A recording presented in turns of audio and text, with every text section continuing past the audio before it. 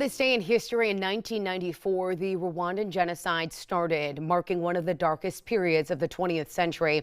In the span of about 100 days, extremist militias and others killed an estimated 800,000 people, primarily Tutsis, along with moderate Hutus.